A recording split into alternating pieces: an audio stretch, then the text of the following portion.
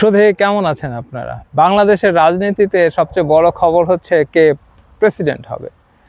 কে president হবে সেটা তো আলোচনার বিষয়, আমার কাছে মনে হয় আলোচনার বিষয় হতে পারে না। কারণ হচ্ছে যে বাংলাদেশের প্রেসিডেন্টের পদটারই কোনো কার্যকারিতা নাই। এটি একটি আনুষ্ঠানিক পদ এবং যারাই প্রেসিডেন্ট হয়েছে, সাবেক কয়েকজন প্রেসিডেন্টের সাথে আমার একটা ঘনিষ্ঠতা ছিল, আমি তাদের সাথে কথা বলেছি। আব্দুর রহমান বিশ্বাস আমাকে বলেছিলেন, আমাকে এখানে এমনিতেই বসানো হয়েছে, আমার কোনো কাজ নেই, আমি কিছু করতে পারি না। এবং পরবর্তীতে এই যে আমাদের স্বনামধন্য বিএনপির নেতা ছিলেন বদরুদ্দোজা চৌধুরী ডাক্তার, তিনি আমাকে বলেছিলেন যে এই জায়গায় বসায় একটা মানুষকে অপমান করা ছাড়া কিছুই না। আমাকে আর্মি দিয়ে, পুলিশ দিয়ে পাহারা দেওয়া হয়, প্রোটোকল দেওয়া হয়, আর কোনো কাজ আমার নেই। যাই হোক, আমি যেটা বলতে চাচ্ছি যে বাংলাদেশে এই যে বঙ্গভবনটা দেখেছেন, উপর থেকে যদি দেখেন কতটুক জায়গা নিয়ে এই বঙ্গভবন। যখন এই বঙ্গভবন করা হয়েছিল তখন মতিঝিল তৈরি হয়নি, বাণিজ্যিক ভবন হয়নি বললে চলে। এখন এই জায়গাটা এত মূল্যবান একটা জায়গা, বঙ্গভবন হিসাবে এত লোকের কাজ করে, ওখানে প্রাইমারি স্কুল আছে, ওখানে কর্মচারীদের জন্য থাকার কোয়ার্টার রয়েছে। এই যে বঙ্গভবনের এত বিশাল কর্মচারী, এত কর্মযোগ্য কিছু আর্মি অফিসারের চাকরি এখানে হয়, কী লাভ? দেশের কী লাভ? যদি একটা পজিশন, একটা পোস্ট, একটা পদবি জাতির কোনো কাজে না লাগে, হ্যাঁ লাগে, হাস্যকর কিছু কাজ রয়েছে, সেটি হচ্ছে কোনো অ্যাম্বাসেডর যদি নতুন বাংলাদেশে নিয়োগ হয় বিদেশ থেকে, তার সাথে একটা সৌজন্য সাক্ষাৎ করে। আর ধর্মীয় যে উৎসবগুলো রয়েছে, এই বড়দিন, এই ঈদ, এই জন্মাষ্টমী ইত্যাদিতে তারা ওই সম্প্রদায়ের সাথে আলোচনা, কথাবার্তা, খাওয়া দাওয়া ইত্যাদি ইত্যাদি হয়। হ্যাঁ, আর কিছু আনুষ্ঠানিকতা রয়েছে, সেটি করেন। কিন্তু এই প্রেসিডেন্টের হাতে আরও কিছু গুরুত্বপূর্ণ ক্ষমতা রয়েছে। তিনি বিভিন্ন বিশ্ববিদ্যালয়ের চ্যান্সেলর, এই তো, আর কি। হ্যাঁ, গুরুত্বপূর্ণ একটা পদ রয়েছে, যেটা দায়িত্ব তাকে দেওয়া হয়েছে সশস্ত্র বাহিনী প্রধান। কিন্তু সব কিছুই তো প্রধানমন্ত্রীর হাতে, সব কিছুই তো রাজনৈতিক দলের হাতে, এবং জোর যার মুল্লুক তার, সেই একই ফর্মে চলে বাংলাদেশ। তাহলে এই পোস্টটি রাখার কি মানে, এই প্রেসিডেন্টটা রাখার কি মানে আছে?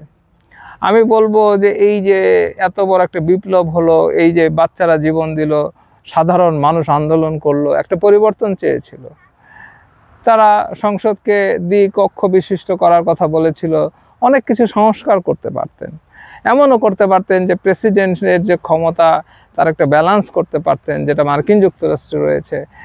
আপনারা ক্ষমতার ভারসাম্য আনতে পারতেন। এবং আমাদের যেহেতু গরিব দেশ, আমাদের জনসংখ্যা বেশি, আমাদের সম্পদ কম, আমাদের সব কিছুকেই বেশি বেশি ইউটিলাইজ করা দরকার।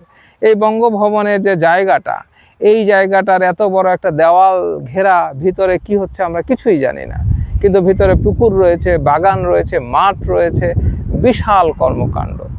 এই বঙ্গভবনকে আপনি অনেক কাজে ব্যবহার করতে পারতেন, পর্যটনে ব্যবহার করতে পারেন। আপনি দেওয়ালগুলো ভেঙে দেন, আপনি প্রেসিডেন্টকে দরকার হলে এই যে বিচারপতির বাড়ি রয়েছে, এই যে মন্ত্রীদের বাড়ি রয়েছে, তার কাছাকাছি একটা ভালো একটা বাড়ি দেন, একটু প্রেসিডেন্সিয়াল কাঠামোতেই বাড়ি দেন।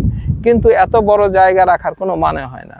আমি সংস্কারের যে কথাগুলো বলছি, এগুলো কোনো বৈপ্লবিক কথা নয়, সময়ের প্রয়োজনে। যখন ঢাকা শহরে ফাঁকা ছিল, তখন ক্যান্টনমেন্ট হয়েছে, পিলখানা হয়েছে, বড় বড় রেসিডেন্সিয়াল মডেল স্কুল হয়েছে, বিশাল বিশাল জায়গা নিয়ে। এখন ঢাকা শহরে এত জনসংখ্যা, এত চাপ, এত মানুষ, তাদের নিঃশ্বাস নেওয়ার জায়গা নেই। পৃথিবীর কোন দেশে রয়েছে এত বিশাল সংসদ ভবন, এত বিশাল পার্লামেন্ট? হাস্যকর ব্যাপার। আমরা গরিব দেশ, আমাদের এই যে সংসদ ভবনের মাঠটা, সেটা আগে খোলা ছিল, মানুষ হাঁটাহাঁটি করতে পারতো, বিকেলবেলায় একটু জগিং করতে পারতো, সেটাও বন্ধ করে দিয়েছেন। পৃথিবীতে ইউরোপিয়ান বড় বড় শক্তিশালী দেশ, তাদের সংসদগুলো রাস্তার ধারে, মেইন রাস্তার ধারে একটা বিল্ডিং।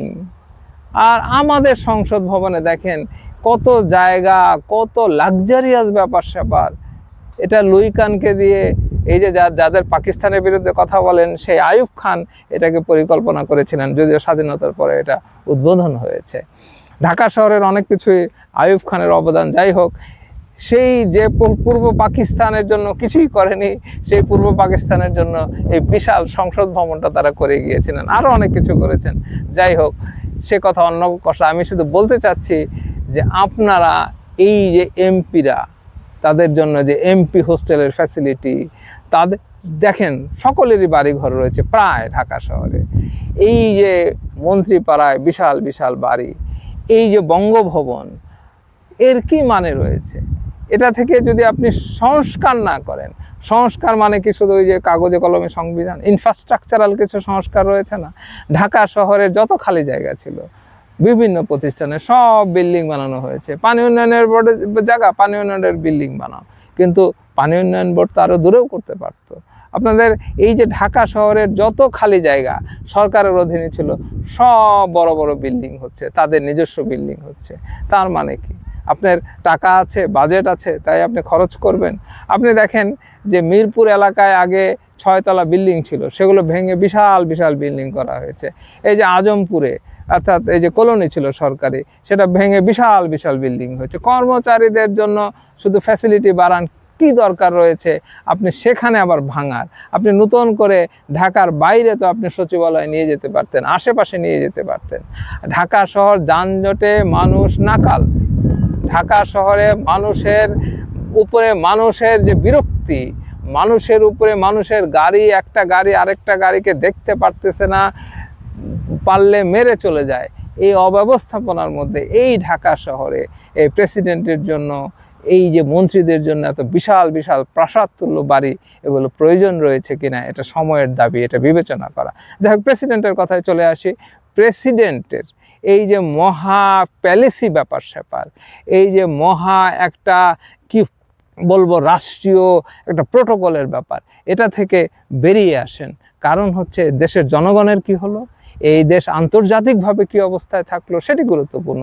যে দেশের মানুষ লিবিয়া থেকে ভূমধ্যসাগর পাড়ি দিতে যায় মৃত্যুবরণ করে, যে দেশের মানুষের বিনা চিকিৎসায় মানুষ মারা যায়, দেশের সরকারি হাসপাতালে গেলে বারান্দার মধ্যে লাইন করে মানুষের চিৎকার শুনতে হয়, সেই দেশে বসে সেই দেশের রাষ্ট্রপ্রধান এই ধরনের বিশাল একটি বাড়ি নিয়ে থাকা কতটুক যুক্তিসম্মত, কতটুক বাস্তবসম্মত, কতটুক বিজ্ঞানসম্মত, কতটুক সময় উপযোগী, এটা চিন্তা করার সময় এসেছে।